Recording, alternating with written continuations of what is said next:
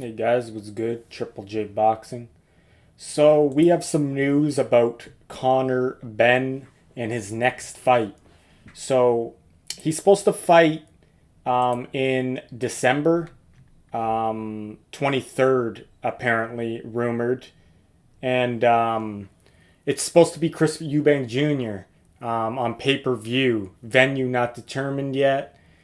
Um, he just Conor Benn just had a fight with Rodolfo Orozco, and gotta say, yeah, like it was a good fight. Conor Benn's a vicious puncher. Um, the shots he was landing on Rodolfo was just vicious punches. Like I'm surprised that guy got a chin because I know a lot of people are gonna say he didn't get him out of there, and maybe he just can't deal with the middleweight division. That's where Chris Eubank is, Jr. And it's hard to say because the Mexican fighter Orozco is just he's never been knocked out before, but this guy is like an Antonio Margarito.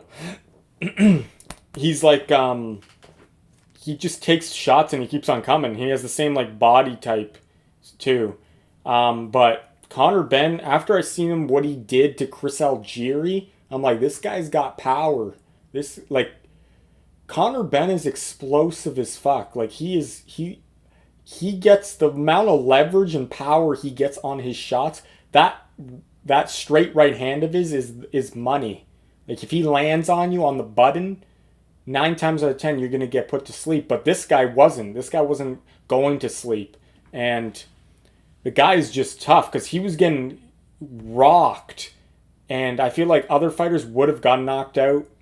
Um, but yeah, so it is rumored that he's going to fight December 23rd, but he did say in an interview with IFL TV that if he can't get Eubank Jr. in his next fight, he'll go back down to 147. So that's where he campaigns, is 147. But for his last fight against Rodolfo, he went up to 154 to test the waters, I guess, before, because they still want to make that Eubank fight because the first fight fell through because of that drug test, which that's a whole different topic. He said he was innocent and it wasn't intentional how he got in the system.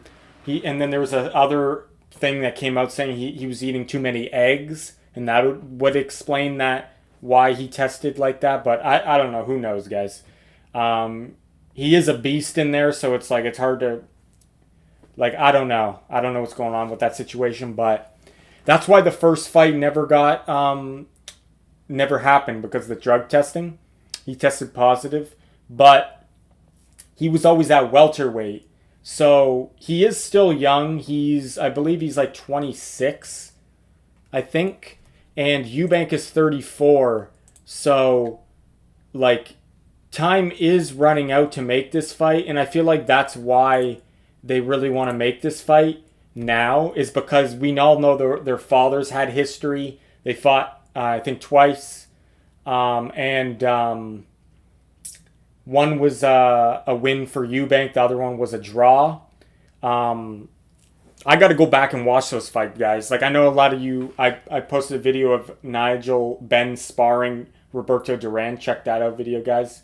I react to that, but some of you guys gave me some recommendations because I haven't seen Nigel Benn fight that much. So you gave me some fights. I'm definitely going to check them out. But so Nigel Benn and Chris Eubank had a rivalry back in the day. Great fighters. So this fight will really sell because it's their sons, right? But the problem is back in the day, they're only 2 years separated, those two guys. But now it's like almost 10 years separates these two, their sons. So like Eubanks Jr. is 34. So they really need to make this fight in the next couple years if they're going to do it.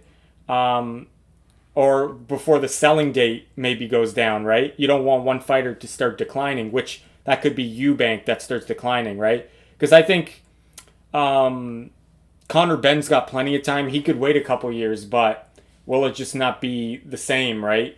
So this fight's a big money fight too, like just because the history the fathers have. Um, but let's just say that fight don't happen. Um, Conor Benn called out 3 names at welterweight. He says that there's some great fighters at welterweight, and I want Jaron Ennis, I want Errol Spence, and I want Terrence Crawford. Those are the guys he wants.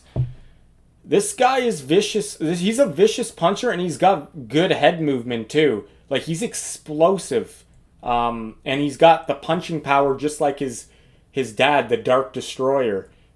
He's just called the Destroyer, I guess, because he's not as dark, but he's got that punching power of his dad, and Chris Eubank has the skills of his dad. Obviously, maybe he didn't totally live up to his dad, maybe, but like he got that big win just recently over Liam Smith, but still he has to he's not been living up to his dad yet, I would say, Eubank. Like I said, I need to go back and watch some of those older fights, guys, but these guys are legends, and I feel like Eubank Jr. just isn't there yet, but he's had a good career, though, Eubank Jr. so far. He's beaten some decent names. But, yeah, so back to the topic. How do you think Conor Benn does against the top welterweights? I think after I seen what he did to Chris Algieri, just put him to sleep. And then, what's his name? Forget that guy's name now. He knocked out, Chris Van Herden. He put him away in 2 rounds. And the guy's got tremendous power, I gotta say that. Boots wasn't doing the same damage that Conor was doing, but then again, that fight got stopped because of a headbutt. Oh, did that only go, how long did that go? Was that only 1 round? Yeah, I think it was, yeah, so we don't really know then. I thought Jaron in Van Herden, I thought that went on for like 4 rounds. I forget, but okay, yeah, so Jaron didn't really get to showcase what he had in that one, but Conor Benn just wrecked him, so Conor Benn's the real deal. I don't know the PEDs if it was like legit if you didn't take them. Obviously, when you look at a guy like him who's explosive and he's a power puncher, they're gonna assume that you're on it, right? That's the problem. But yeah, so either could be Chris Eubank next. That's moving up though a weight class to 160, moving up 2 weight classes pretty much because he is a 147-pound fighter. But I like the Errol Spence fight for Conor Benn. I'm not going to lie. I like that one. Maybe the winner of Ugas, Josecito. That would be a good fight. No, not Josecito Lopez. Who am I talking about? Damn, what's his name? Guy who fought Tank and Keith Thurman. What's his name again, guys? Damn, I can't think of his name right now. Oh, yeah, Mario Barrios. Yeah, so winner of Mario Barrios, Ugas. I would like to see Conor Benn fight those guys. Errol Spence. I think Terrence Crawford is too much for him right now. He needs a bit more experience. Though I wouldn't mind seeing it, right? If he gets it, like, that'd be interesting. If he can land a punch on Terrence, because he is pretty explosive. But, yeah, so the way Errol Spence looked against Terrence Crawford, if he lands on Errol's chin, who knows what can happen? Because we've seen this happen a lot in the past. When a guy takes a beating, he just can't take a punch anymore.